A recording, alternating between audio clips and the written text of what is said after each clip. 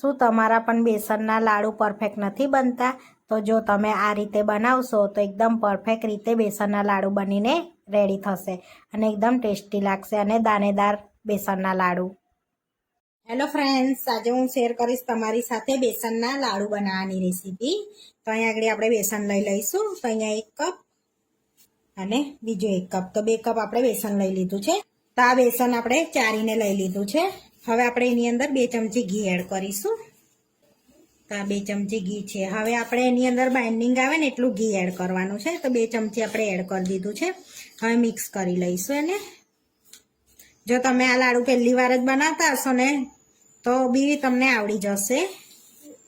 તો આપણે પરફેક્ટ રીતે આપણે આ લાડુ બનાવીશું. તો આપણે ઘી બરાબર પડ્યું છે એ ચેક કરવાનું છે. તો આપણે આ રીતના હાથમાં લોટ લઈ અને આ રીતના બાઇન્ડિંગ થતું હોય તો આપણે ઘી બરાબર પડ્યું છે.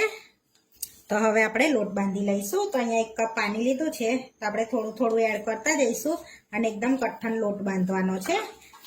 જેથી આપણે મુઠિયા વારવાના છે ને એટલે કઠણ લોટ બાંધીશું, બહુ ઢીલો નહીં બાંધીએ. તો આપણે પરફેક્ટ લોટ બંધાઈ ગયો છે. આ રીતનો કઠણ જોઈ શકો છો. એકદમ આપણે કઠણ લોટ બાંધી લેવાનો છે આ રીતનો. તો આપણે આ લોટ બાંધવામાં અડધો કપમાં પાણી, અડધો કપ જ પાણી ગયું છે, બીજું વધ્યું છે અડધો કપ. હવે આમાં અહીં આપણે મુઠિયા વાર લેવાના છે. તો આપણે આ રીતના નાની સાઈઝમાં મુઠિયા વારી લઈશું. આ રીતે થોડોક લોટ લઈ લેવાનો છે અને આ રીતે આપણે પ્રેસ કરતા રહીશું અને આ રીતના મુઠિયા વારી લેવાના છે આપણે. તો આપણે આ રીતના મુઠિયા વારી લીધા છે. તો આપણે બધા મુઠિયા વારી લીધા છે. હવે તળી લઈશું. તો અહીંયા આપણે તેલ ગરમ કરવા મૂક્યું છે. તો તેલ ગરમ થઈ ગયું છે. હવે મુઠિયા એડ કરી દઈશું આપણે અંદર. તો અને આ મુઠિયા આપણે ધીમા તાપે તળવાના છે જેથી અંદર સુધી એ ચડી જાય.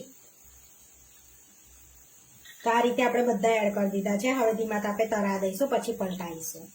હવે આપણે પલટાઈશું એને આ રીતે અને સરસ એવા અંદર સુધી તળી લઈશું. તો તમારે તરીને ના એડ કરવા હોય તો તમે ભાખરી બનાવીને પણ અંદર એડ કરી શકો છો. તરવાના નહીં, ભાખરીને શેકી લેવાની આપણે એ રીતના.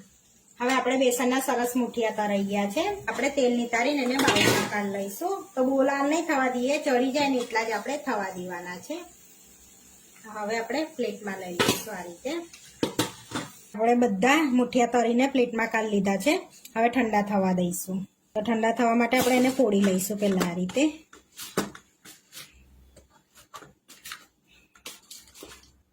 તો તમે આ રીતે તરીને એડ કરો ને તરેલા મુઠિયા તો તમને કાચા ના લાગે, બેસન કાચું કાચું ના લાગે. તો હવે આપણે એને ઠંડુ કરી લઈશું. આપણે મુઠિયા પણ સરસ ઠંડા થઈ ગયા છે, જોઈ શકો છો સરસ એવા. હવે મિક્સરના બાઉલમાં આપણે એડ કરી દઈશું અને એને સરસ પીસી લેવાનું છે. તો હવે આપણે પીસી લઈશું. હવે આપણે પીસી લીધું છે. હવે આપણે ચારી લઈશું. તો આપણે આ રીતની ચાયણી લઈ લીધી છે, એમાં આપણે એડ કરી દઈશું અને ચારી લેવાનું છે આ રીતનું. તો આ રીતનો પાવડર તૈયાર થશે. તો આપણે આ પાવડર દાણેદાર લાગશે. તો આ રીતનું આપણે ચારી લીધું છે. બીજું વધ્યું છે એ ફરી આપણે મિક્સરમાં ફેરવી લઈશું. તો આપણે આ રીતનો દરદરો પાવડર તૈયાર કરી લીધો છે. હવે આપણે ચાસણી બનાવી લઈશું. તો અહીંયા આગળ આપણે કઢાઈ લઈ લીધું છે, એમાં આપણે ચાસણી કરવાની છે. તો અહીંયા 1 કપમાં આટલી ઓછી આપણે ખાંડ લીધી છે. તો આપણે અડધો કપ જેવી ખાંડ લઈશું. હવે આપણે એની અંદર અડધો કપ પાણી એડ કરીશું. હવે આપણે મિક્સ કરતા જઈને 1 તારની આપણે ચાસણી કરી લેવાની છે. તો આપણે ખાંડ બધી ઓગળી ગઈ છે. તો હવે આપણે એને તાર થવા દેવાનો છે. 1 તાર થવા દેવાનો છે આપણે એમાં ચાસણીમાં. તો તમે જેટલું ગળ્યું ખાતા હોય ને એટલી ખાંડ લેવાની. ઓછું છે તે પ્રમાણનું લેવાની. ખાંડ ઓછી લાગે તો તમારે વધારે લઈ લેવાની ખાંડ, તમે ગળ્યું વધારે ખાતા હોય તો. હવે આપણે ચેક કરી લઈશું થોડીક ચાસણીને. તો આ રીતે આપણે ચેક કરવાની છે. તો હજુ આપણો તાર બહુ નથી થતો એટલે આપણે થોડોક તાર થવા દઈશું.